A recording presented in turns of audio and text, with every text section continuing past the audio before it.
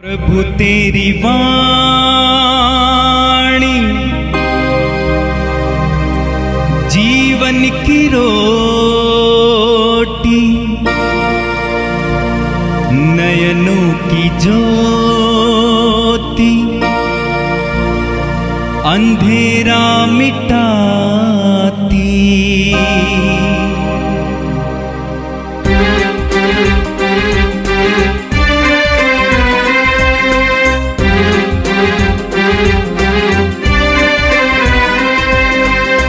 प्रभु तेरी वाणी जीवन की रोटी, नयनों की ज्योति, अंधेरा मिटाती।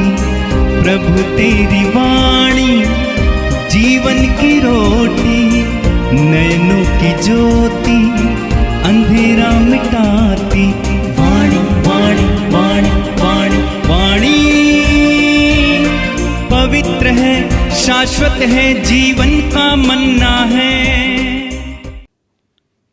9 अक्टूबर शुक्रवार।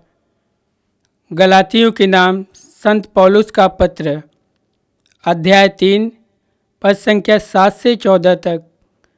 जो विश्वास पर निर्भर रहते हैं वे विश्वास करने वाले इब्राहिम के साथ ही आशीर्वाद प्राप्त करते हैं। आप लोग यह निश्चित रूप से जान लें कि जो लोग विश्वास करते हैं वे ही इब्राहिम की संतान हैं। धर्म ग्रंथ पहले से यह जानता था कि ईश्वर विश्वास द्वारा गैर यहूदियों को पाप मुक्त करेगा। इसलिए उसने पहले से इब्राहिम को यह सुसमाचार सुनाया कि तुम्हारे द्वारा पृथ्वी भर के राष्ट्र आशीर्वाद प्राप्त करेंगे।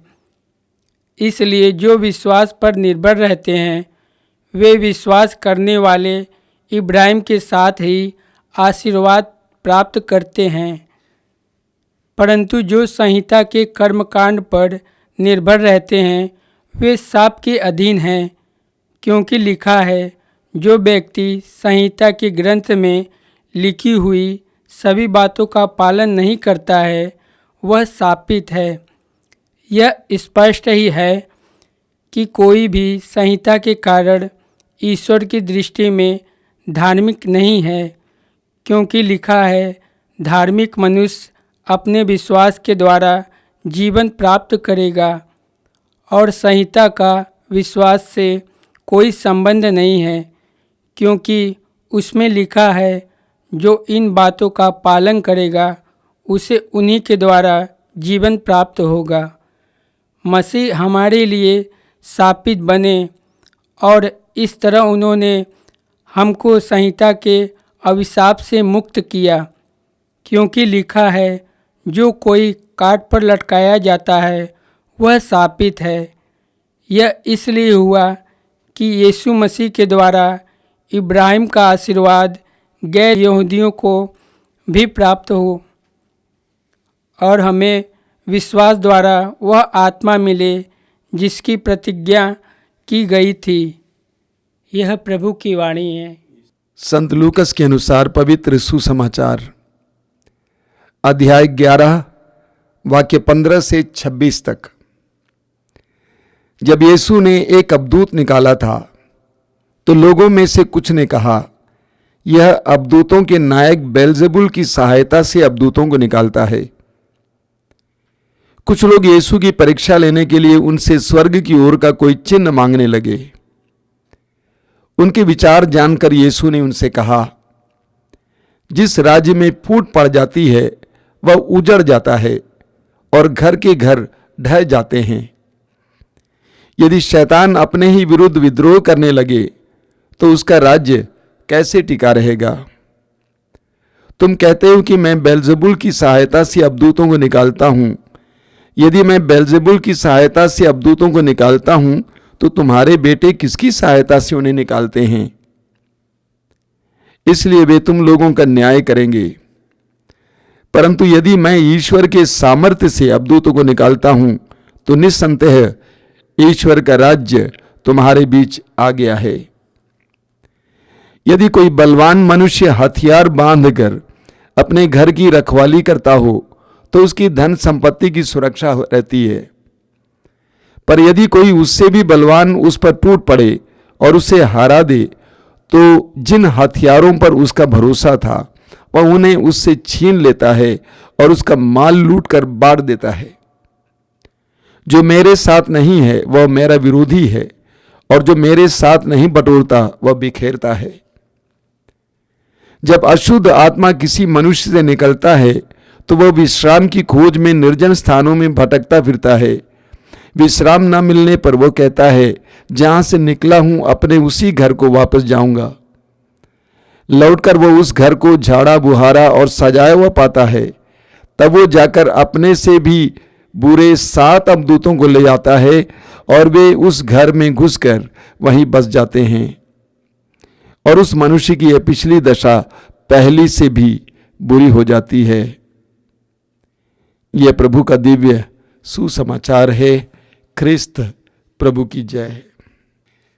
मेरे प्रिय भाई और बहनों, इन दिनों हम गलातियों के पत्र से पहला पाठ सुनते हैं।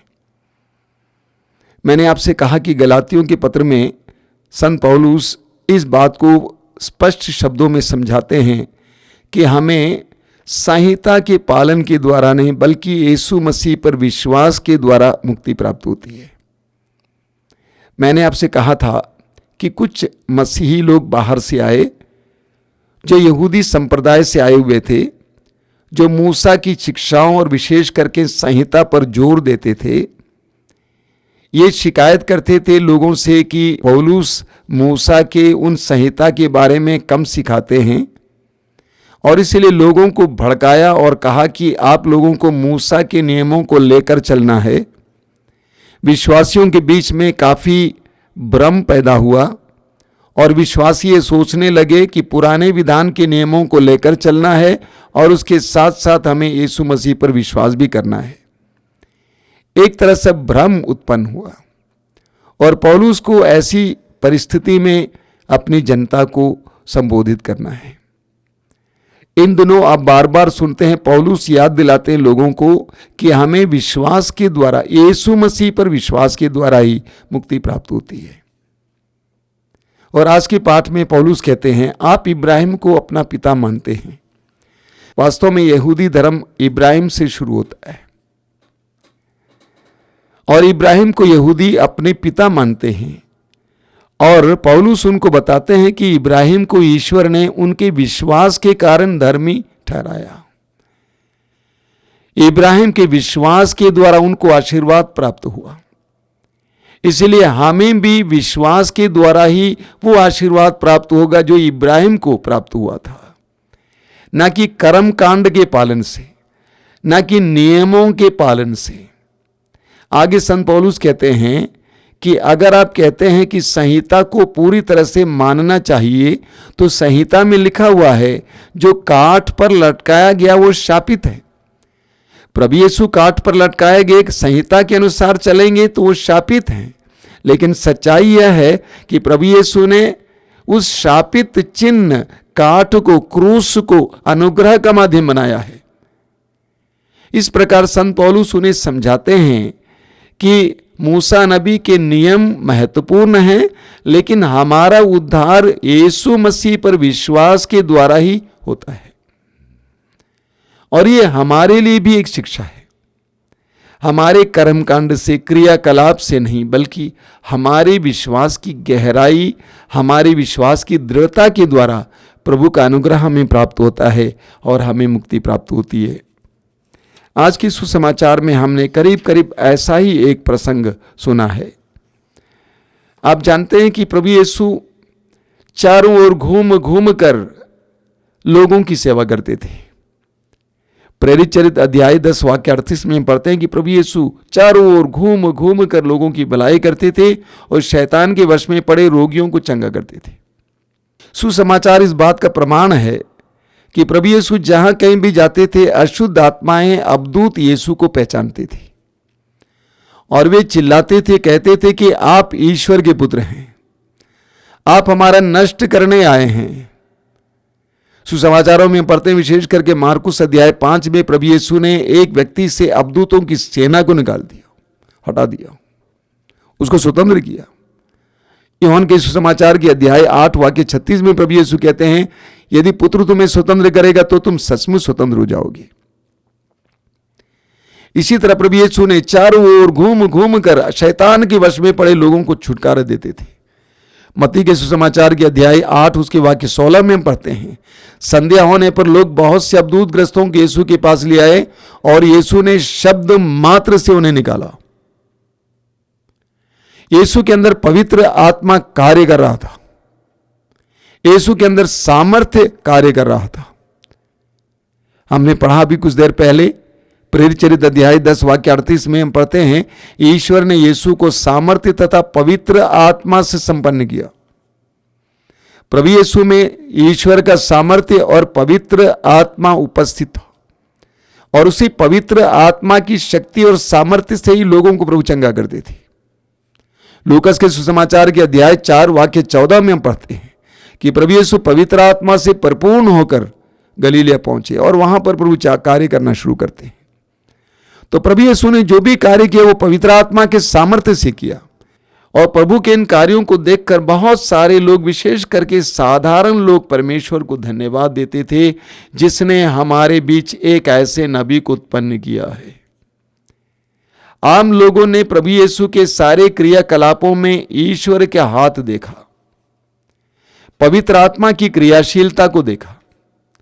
लेकिन आज के सुसमाचार में हमने देखा कि कुछ लोग, विशेष करके कुछ फरीसी, यीशु के कार्यों में ईश्वर के हाथ को नहीं देख पाए। उल्टे उन्होंने कहा कि ये तो अबदूतों के नायक बेल्जेबुल की मदद से अबदूतों को निकाल रहा है। बताइए, उन्होंने यीशु के कार्यों में, यीशु में ईश्वर को नहीं देखा, ईश्वर के कार्य पवित्र आत्मा को नहीं देखा, बल्कि उन्होंने कहा कि ये तो बेल्जेबुल की मदद से अशुद्ध आत्मा अबदूतों को निकाल रहा है। तो प्रभु यीशु ने उससे पूछा कि तुम्हारे बेटे किसकी मदद से निकाल रहे हैं? तुम्हारे भी तो कुछ लोग निकालने की कोशिश करते हैं। आगे प्रभु यीशु कहते हैं कि अगर कोई पूरी तरह से सतर्क हैं, तैयार हैं, तो क्या उसको हरा सकता है? नहीं हरा सकता है। लेकिन जो बिल्कुल मजबूत होता वही दुश्मन को हरा सकता है। प्रभु यीशु पवित्र आत्मा के सामर्थ्य से भरे हुए थे, इसीलिए उन्होंने शैतान को हराया, अबदूतों को निकाला। आगे प्रभु कहते हैं कि जो मेरे साथ नहीं है वो मेरे विरोधी हैं और जो मेरे साथ नहीं बटोरता है वो बिखेरता है। जो यीशु के साथ है वो बटोरता है, जो यीशु के साथ नहीं वो बिखेरता है। 2000 वर्ष पहले जब प्रभु यीशु धरती पे आए, जिन लोगों के बीच में प्रभु यीशु रहे, उनमें से कई लोगों ने यीशु को पहचाना और यीशु का साथ दिया और यीशु का साथ लिया। उनके जीवन में उन्होंने महसूस किया कि हम बटोर रहे हैं। लेकिन अन्य लोग जिन्होंने यीशु में ईश्वर का कार्य नहीं देखा और ईश्वर की उपस्थिति नहीं देखी और जो यीशु को साथ नहीं दिए, यीशु का साथ नहीं लिए, उनके जीवन में बिखरता हुआ सब कुछ दिखाई देता है। आज भी ये है। इस दुनिया में जहां पे इतनी ज्यादा पीड़ाएं हैं, बहुत सारे ऐसे लोग हैं जिन्होंने यीशु को पहचाना है, यीशु में प्रभु के कार्यों को देखा है, यीशु के द्वारा पवित्र आत्मा का अनुभव किया है, वे यीशु के साथ मिलकर बटोर रहे हैं। एक तरफ दुखी दुनिया है तो दूसरी ओर यीशु पर विश्वास करने वाले यीशु के सानिध्य, यीशु के वरदानों का अनुभव करते हैं। आगे प्रभु यीशु ने एक बहुत सुंदर बात कही, बहुत ही सुंदर है। प्रभु यीशु कहते हैं कि जब अशुद्ध आत्मा किसी मनुष्य से निकलता है तो वो भटकता है, लेकिन कहीं उसको विश्राम नहीं मिलता है तो सोचता है कि वापस उसी व्यक्ति में जाते हैं जहां से हम निकले थे। जब वो वहां पहुंच जाता है, उसने देखा कि सारा साफ रखा हुआ है, तो और भी दोस्तों को बुलाता है और वहां पे आ जाता है। बहुत जबरदस्त वचन है। कभी कभी हमारे आध्यात्मिक जीवन में प्रभु की कृपा से हम शुद्ध हो जाते हैं, पवित्र हो जाते हैं और हम स्वतंत्र हो जाते हैं। उस समय हमें सतर्क रहना है। उस समय हमें ये नहीं सोच रहा कि हम पहुंच गए हैं, हम ठीक हो गए हैं, हम स्वतंत्र हैं। बिल्कुल नहीं, सतर्क रहना है, क्योंकि शैतान बाहर खड़ा है अंदर आने के लिए। अकेले नहीं, 7 दोस्तों के साथ आएगा। आज हम प्रभु से प्रार्थना करेंगे कि प्रभु हमें प्रज्ञा का वरदान दीजिए, हमारे विश्वास को दृढ़ कीजिए, यीशु पर हमारे विश्वास को दृढ़ कीजिए, ताकि उसी विश्वास के द्वारा हमारा उद्धार हो इस संसार में और अनंत जीवन के लिए। इसके साथ साथ हम यीशु में पवित्र आत्मा की क्रियाशीलता को देखें। यीशु के द्वारा ईश्वर हमसे बोल रहा है, यीशु के द्वारा ईश्वर हमारे बीच कार्य कर रहा है, यीशु के द्वारा ईश्वर का प्रेम हमारे पास पहुंच रहा है। यीशु में ईश्वर को देखें, ईश्वर की क्रियाशीलता को देखें। प्रभु यीशु ने स्वयं कहा है, जिसने मुझे देखा है उसने मेरे पिता को देखा है। हम देखें। इसके साथ साथ प्रभु ने कहा, मेरे साथ हो लो, मुझे साथ ले लो, मेरे साथ हो लो और तुम बटोरो। तुम अपने जीवन में ईश्वर के वरदानों का एहसास करो। आइए हम प्रार्थना करें। प्रभु यीशु, धन्यवाद देते हैं सुंदर वचनों के लिए। हमारे विश्वास को बढ़ाइए, हम तुझ पर भरोसा रख सके कि यदि हम तेरे साथ जुड़ गए हैं तो हम बटोर रहे हैं, हम बटोरेंगे। विशेष करके समय प्रार्थना करते हैं सभी विश्वासी परिवारों के लिए। उनको यीशु को अपने जीवन में महत्व देने की कृपा दीजिए, अपने परिवार में महत्व देने की कृपा दीजिए। यीशु पर उनका विश्वास दृढ़ कीजिए, ताकि वे भी अपने जीवन में बटोरते हुए महसूस करें, ना कि बिखेरते हुए। प्रभु यीशु, जो भाई बहन इन वचनों को सुन रहे हैं उन सबको आशीर्वाद दीजिए। आज संपूर्ण दिन में वे अपने जीवन में भी यीशु और पवित्र आत्मा की क्रियाशीलता को महसूस कर सके कि ये प्रभु हमारे साथ हैं। हम जो भी करते हैं प्रभु हमारे साथ हैं, हम जहां भी जाते हैं प्रभु हमारे साथ हैं। आमीन। प्रभु तेरी वाणी जीवन की रोटी, नयनों की ज्योति अंधेरा मिटाती। वाणी वाणी वाणी वाणी वाणी पवित्र है, शाश्वत है, जीवन का मन्ना।